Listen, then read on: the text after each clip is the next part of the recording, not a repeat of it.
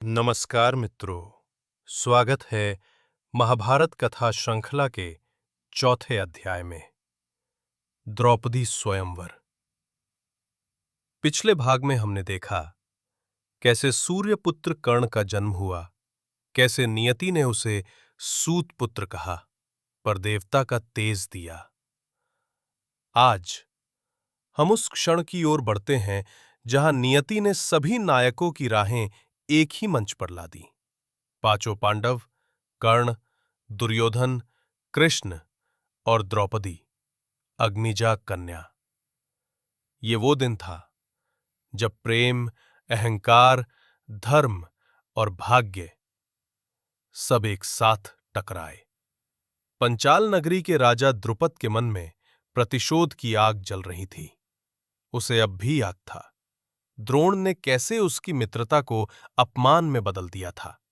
उसने सोचा, मुझे एक ऐसा पुत्र चाहिए जो द्रोण को परास्त करे।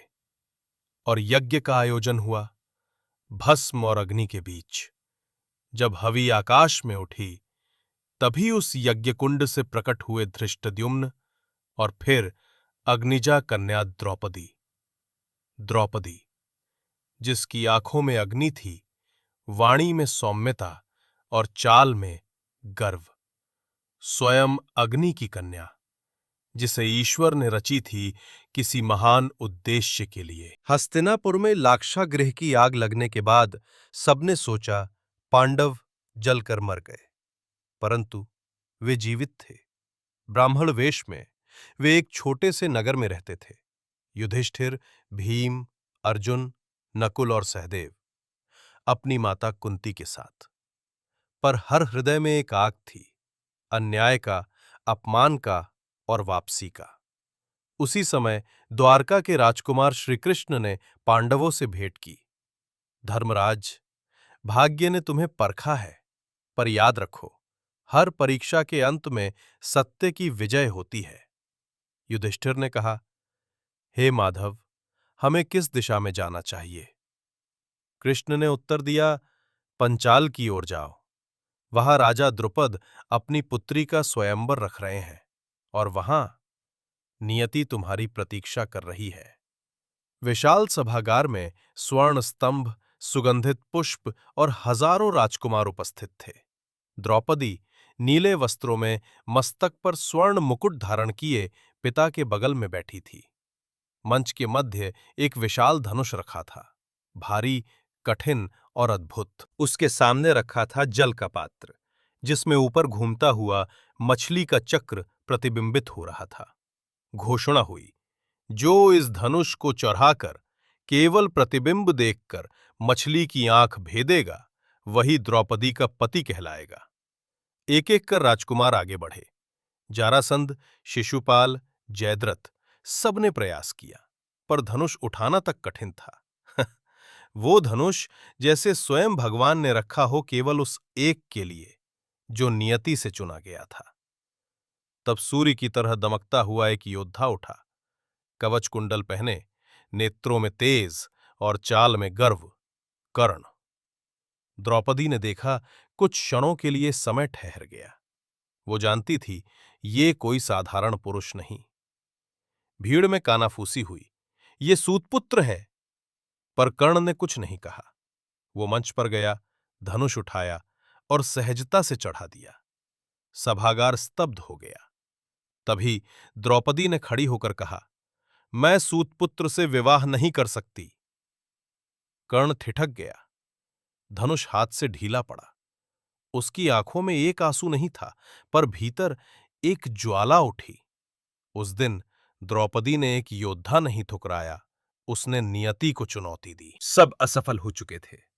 तभी ब्राह्मण वेश में एक व्यक्ति आगे बढ़ा। सबने उपहास किया, यह ब्राह्मण क्या करेगा? पर द्रौपदी ने उसकी चाल देखी।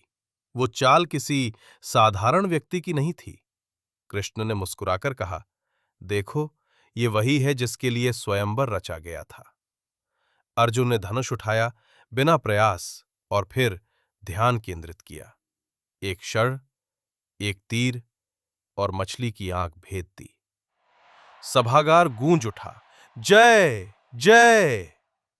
कर्ण ने दूर से देखा। वो जानता था ये वही अर्जुन है जिसे उसने कभी चुनौती दी थी। दुर्योधन बोला, यह अन्याय है, ब्राह्मणों के लिए स्वयंवर नहीं होता। पर कृष्ण आगे आए। धर्म कभी वेश नहीं देखता, केवल कर्म देखता है। कर्ण चुप रहा। उसकी नजर बस द्रौपदी पर थी। वो समझ गया कि ये केवल प्रेम नहीं, ये कर्म फल है। जब अर्जुन द्रौपदी के समीप आया, द्रुपद बोले, बताओ तुम कौन हो? अर्जुन ने कहा, मैं ब्राह्मण नहीं, पांडवों में तीसरा अर्जुन हूं। द्रुपद और सभागार स्तब्ध रह गए। द्रौपदी ने हाथ जोड़कर कहा, यदि ये सत्य है तो मेरा जीवन सफल है। अर्जुन और द्रौपदी जब झोपड़ी पहुंचे, उन्होंने कहा, माता देखो हम क्या लाए हैं। कुंती बिना देखे बोलीं, जो भी लाए हो पांचों में बांट लो। जब उन्होंने देखा कि वो एक स्त्री है, कुंती की आंखें भर आईं, पर उन्होंने अपने वचन को धर्म बना लिया।